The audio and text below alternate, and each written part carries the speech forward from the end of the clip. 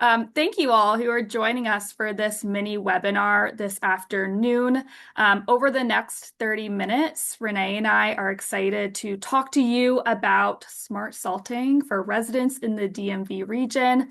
We're going to talk about how winter salt is impacting our environment, why it's a growing regional concern, some simple steps you can take to apply just the right amount of salt to maintain safety in the winter.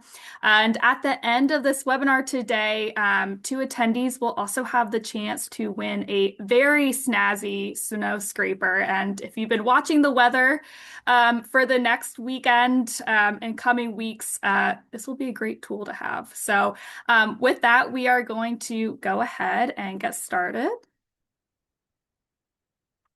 I do want to mention that this is one of two mini webinars that we'll be holding this week. We will also be having a second webinar this coming Friday. This session is tailored for HOAs and other community association residents, board members, community managers, etc. So a different set of speakers, a little bit more tailored topics, but those attendees will also have a chance to win a snow scraper and hear some really insightful information. And lastly, before we get going, these do act to serve right before the full winter salt week, which runs from January 26th to 30th.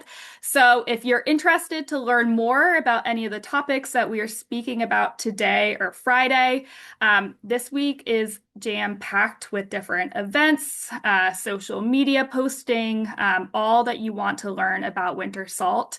And you can learn more at wintersaltweek.org. So before we get going here, I am going to pull up a poll because we want to hear from everybody what your winter salt practices are. If you're the one applying salt on your property, if it's your partner, if you don't apply salt at all, maybe it's somebody on your property, etc. So we're going to let folks go ahead and do that.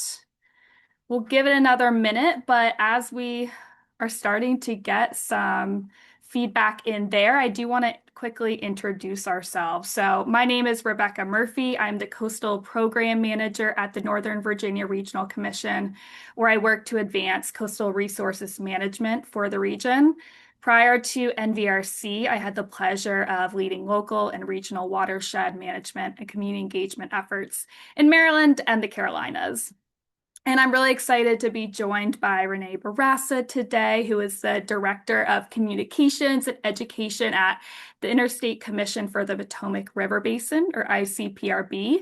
She has worked with both the Virginia Department of Environmental Quality as well as Maryland Department of the Environment on their winter salt management plans. She lives with her husband and two boys in Frederick, Maryland, where she also works with the city to reduce their winter salt use as a member of the city's sustainability committee. So looks like we have over 50 responses for the poll. We'll give it maybe 2 more seconds. Awesome. Okay. Let's go ahead and Renee, can you give me a thumbs up if you can see those results there? Awesome. So it looks like the majority either yes, apply salt, or another member of their household does. Appreciate those that never apply salt, or some of the other, which we'll have to look at other after the webinar as well. But this is really helpful for us to understand the audience that we have, and hopefully this will help kind of shape how you apply salt in the future.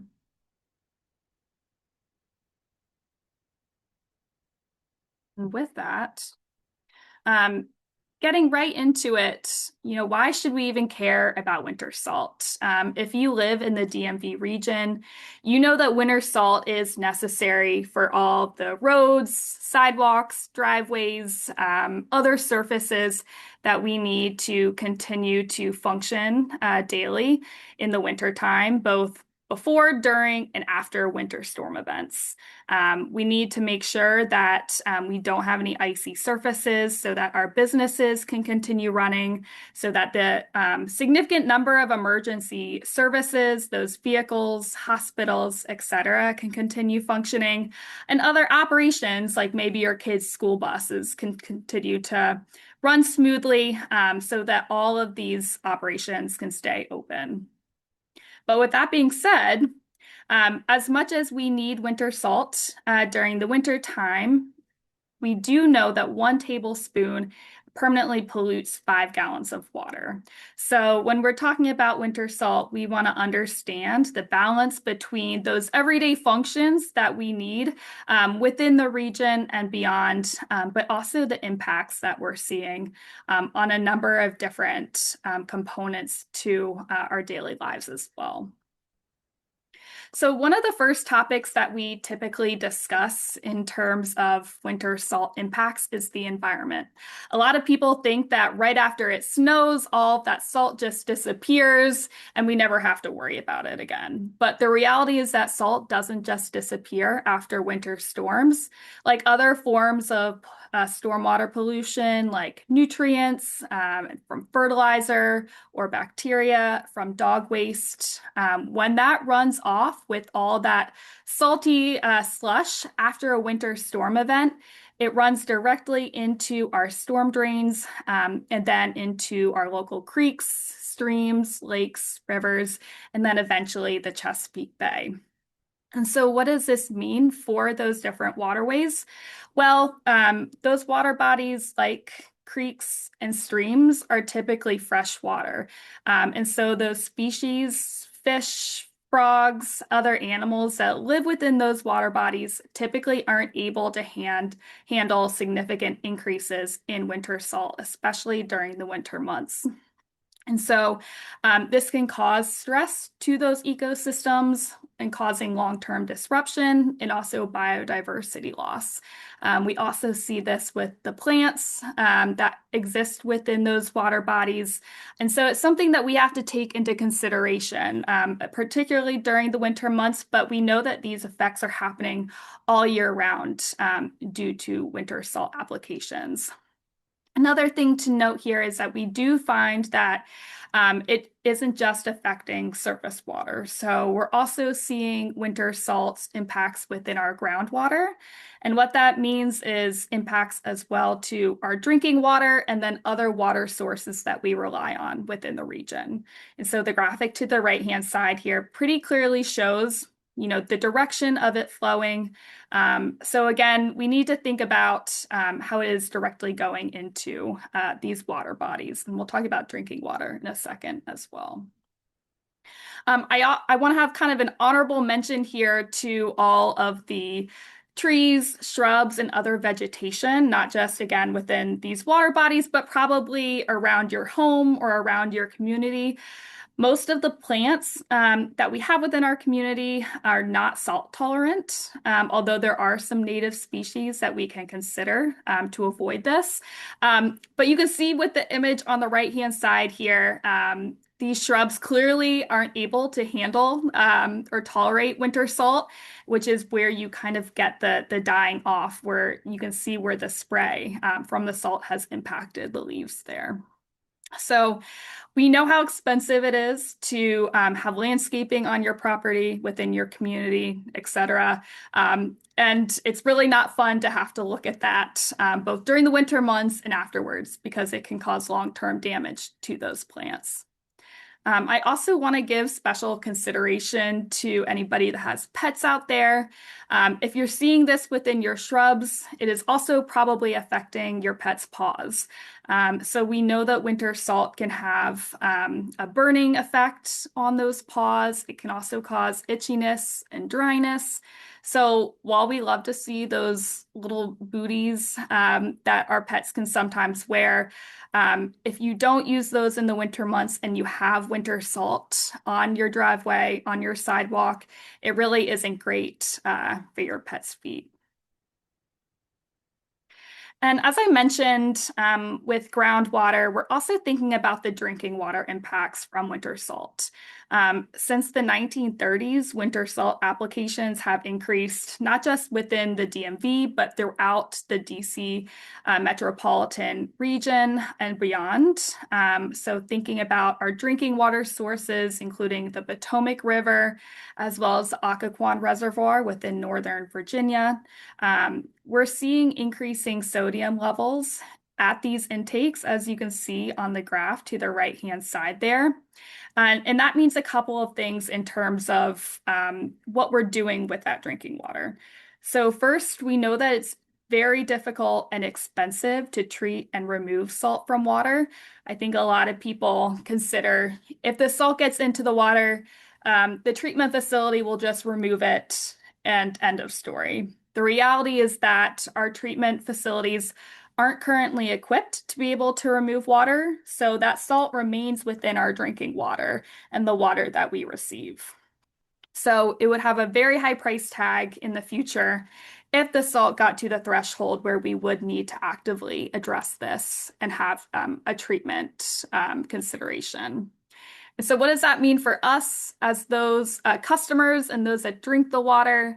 Well, first, there's the health considerations. So we know that those with high blood pressure, other certain medical conditions need to have low sodium diets. So one glass of water probably will not have a significant impact, but if you're drinking that water routinely over time, it does have an impact for that diet. We also just don't want to have taste complaints. You know how it feels to go to another city and taste the water and immediately have a gross reaction to it because it has different components to it that we're not used to. So we don't want individuals coming to our region and tasting that salty water because we want it to taste as fresh as possible. So drinking water is something that we look closely at within the DMV region, again, particularly within the Potomac River and the Occoquan, and closely tracking those chloride levels so that we don't have to get to the point of needing to actively treat it. One other consideration that I want to mention is also infrastructure. So we know that it's damaging to the environment, to our vegetation, to our pets' paws. But a lot of individuals also don't know that it's harmful to our bridges, sidewalks, roads, etc. Asphalt is not meant to have salt routinely placed upon it, and it causes long-term deterioration. We also know that it has impacts on our vehicles. If anybody has ever driven accidentally through brackish water or salty water, you probably very clearly remember the bill that you got from your auto shop in order to repair certain parts of your car. Salty water or salty slush has a really high price tag, and AAA estimates that the average repair cost for corrosion or rust caused by salt is about $500, which is pretty significant. So just to round us out here, we know that winter salt has negative impacts on our environment, drinking water, infrastructure, and it's costly and takes a lot of time to maintain and repair and reduce those impacts in the long term. So with that being said, I'm going to hand it over to Renee now to talk about what we can do as residents to reduce those impacts, make a difference at the daily level. And again, we saw that many of you apply winter salt, so even just taking the correct action when you're applying can make a difference. So with that, Renee, I'm going to pass. Great, thank you. So one response we normally get when we start talking about winter salt is, what about safety? And 100% safety, public safety is first and foremost when we talk about winter salt.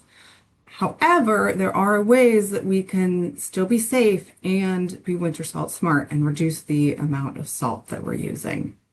Next slide, please. So if you take anything from this presentation, this is what I want you to take away. These 3 easy steps. So the first thing you do is shovel. Remove the snow first before any salt goes down on the ground. Then the next step is to salt lightly, if and only if it actually needs salt.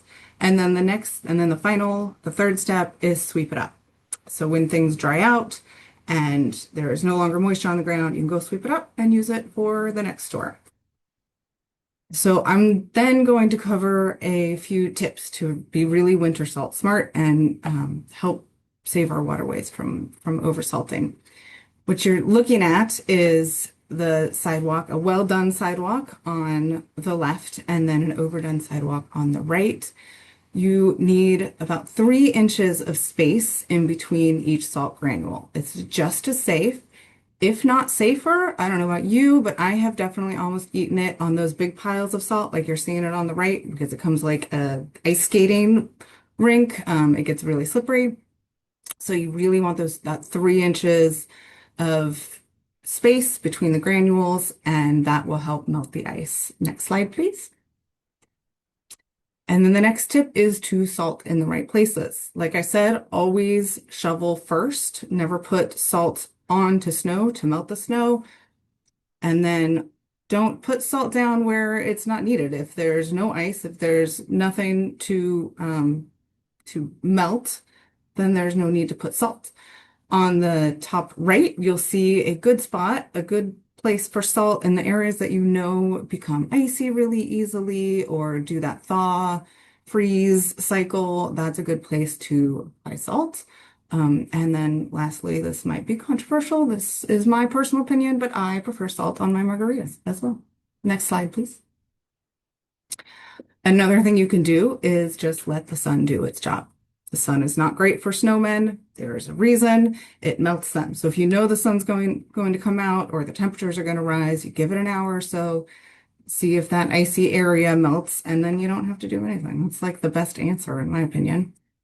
Next slide, please. Okay, so then if you have an area that is icy and you need some traction, like areas where people walk on the snow before you can get out and shovel it, the picture you're looking at is the sidewalk in front of my house. That's exactly what happened here. It was a little slippery. I wanted some traction, so I put down some birdseed.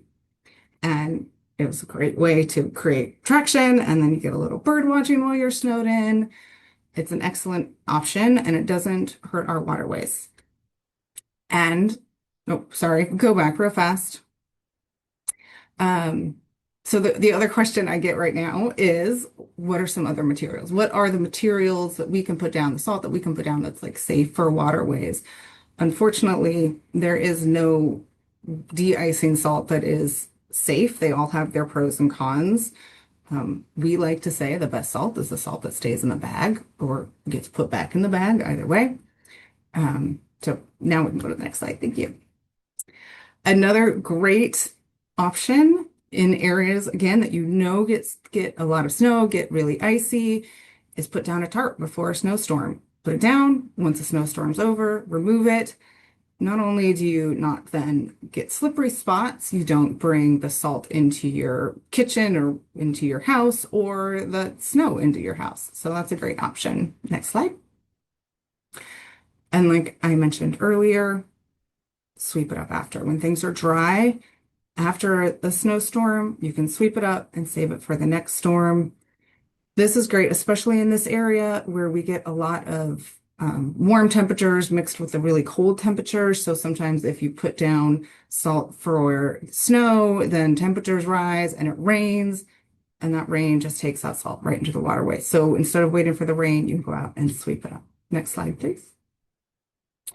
These are just some helpful tools for snow removal. These aren't the only tools, but these are some options. The sidewalk ice scraper that Rebecca mentioned earlier, that's going to be also raffled off at the end of the webinar, so please stay tuned. I didn't know these existed until recently, so I'm really excited to use this when it gets icy. Apparently that might be this weekend. Another great tool is a really good snow shovel. I hope everybody has somebody in their life the way that this man is looking at this snow shovel. This is the shovel that won some award for 2025 Best Snow Shovel or something. I just randomly picked it. We are not sponsoring it. Another option, like in between a shovel, a good shovel and a snowblower, is this electric snow shovel. It's the green one in the middle. You just kind of walk along and it works kind of like a snowblower, but it's much less of a commitment. And they're electric, and they make one for every brand. So if you're House Ryobi, they probably make one, House Makita, whatever your tool of choice is. And then also, if you want to be the favorite neighbor in the neighborhood, you can invest in a snowblower. It's a great way to remove snow. Next slide, please. Bringing us back to the beginning, these three easy steps. Shovel first, remove the snow first, then salt lightly only if it's needed, and then after the storm, sweep it up. Next slide. And then here's also where we need your help on this. I love that there are a bunch of new names in this webinar because sometimes we feel like we're preaching to the choir. So maybe we're reaching some new ears. We could really use your help to share this information on social media, talk with your neighbors, family, friends. That website on the bottom, potomacriver.org/salt, that has some website or some social media graphics you can use to share on your Facebook or Instagram. And it also has a flyer that you can share with businesses to let them know your expectations. If there's a business that is over salting, you can bring in the flyer and say, hey, we know you want to protect our waterways. Here's a great way to do it. And then if you really, really want to get involved, you can join the Isaac Walton League Salt Watch program to monitor your local streams to see how they are being impacted by winter salts. And with that, I'm going to pass it back to Rebecca.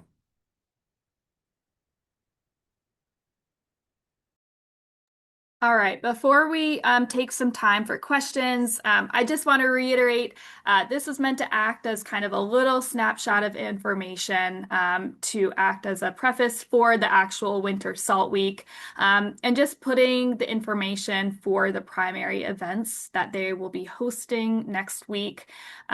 So if you're interested in learning more about winter salt impacts, particularly within our region, I would highly encourage you to tune into the live stream on Monday, where Virginia Tech will be discussing those causes, consequences, and trends for water bodies in our region, but also talking more about advocacy, Salt Monitoring 101, if that caught your attention from Renee's last slide as well, on Friday the 30th. So there's a little bit of something for everybody.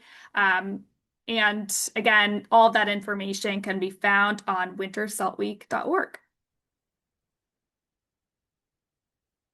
I also want to put in a plug for Isaac Walton League of America. They will also be hosting a Winter Salt Week open house on Saturday, January 31st.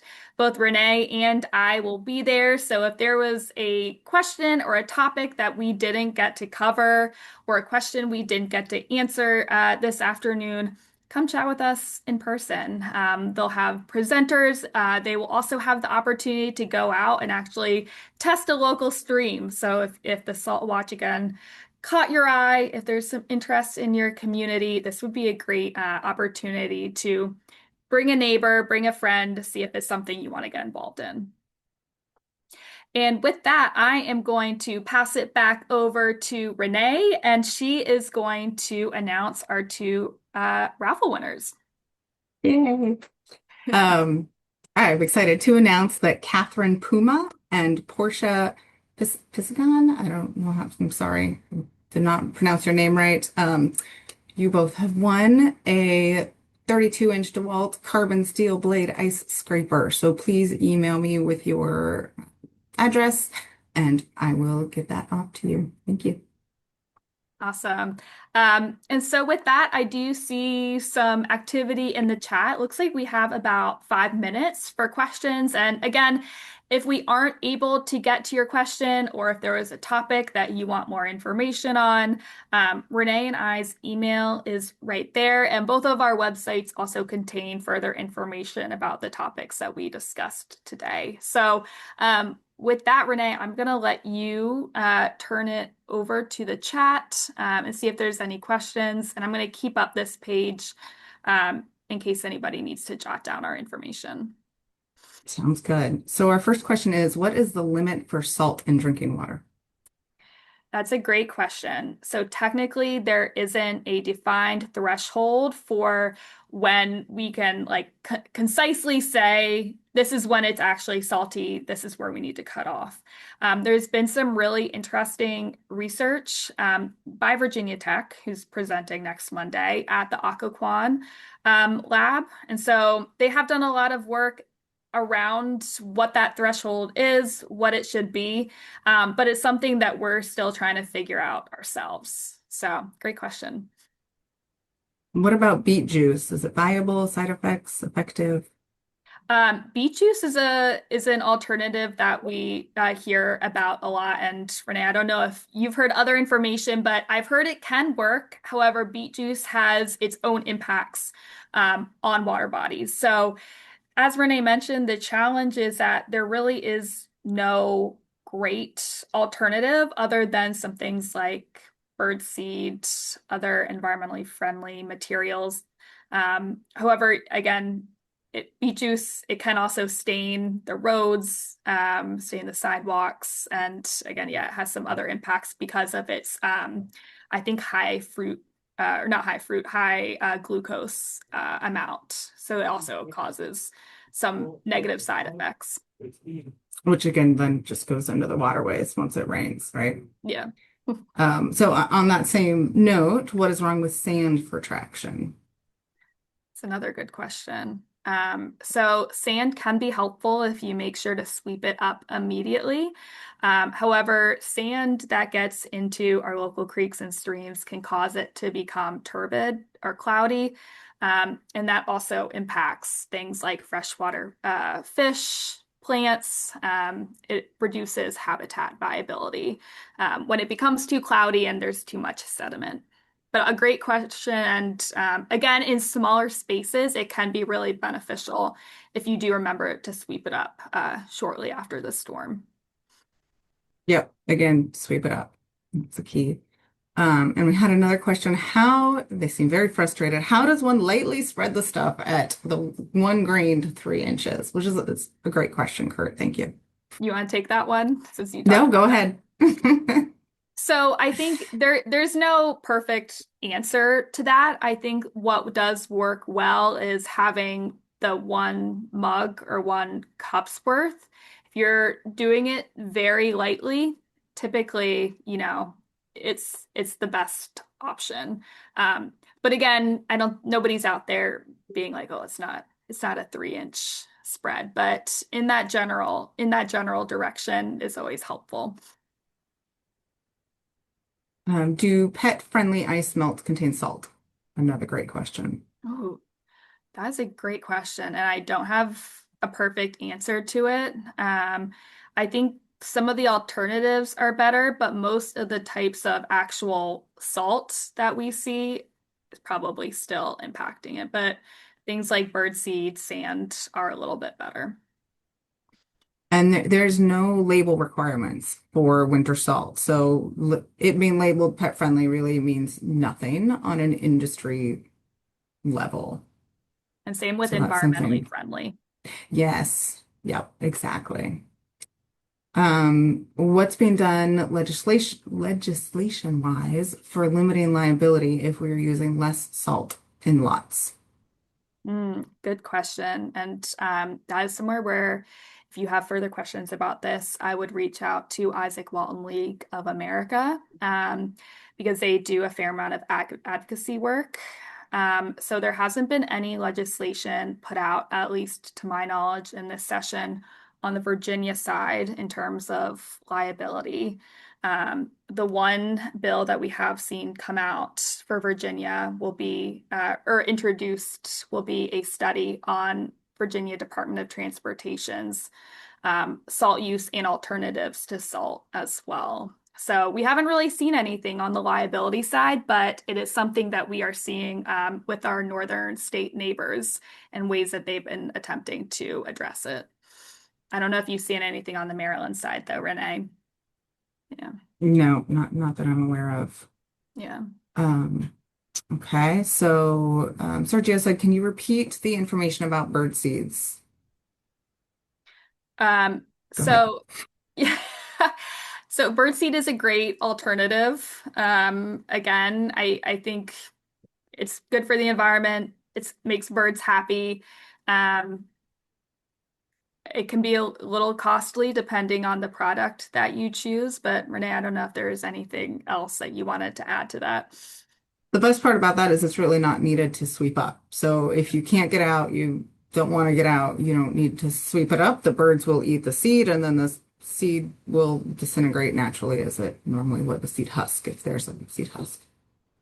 I see Um, it is 1:30, oh, but we can stick around for another minute or two if there are further questions. But if anybody needs to hop off, thank you so much for attending today. And these slides will be posted, I assume, on both Renee and I's website. And yeah, we appreciate your time and hope you took away some actions for yourself this coming winter and maybe even for the storm this coming weekend. and could we send out the video and the slides also to Yes. the people that registered? Okay. So yeah, if you're here, you will also get a copy of the slides and the video. Yeah. So thank you for joining us. Thank you.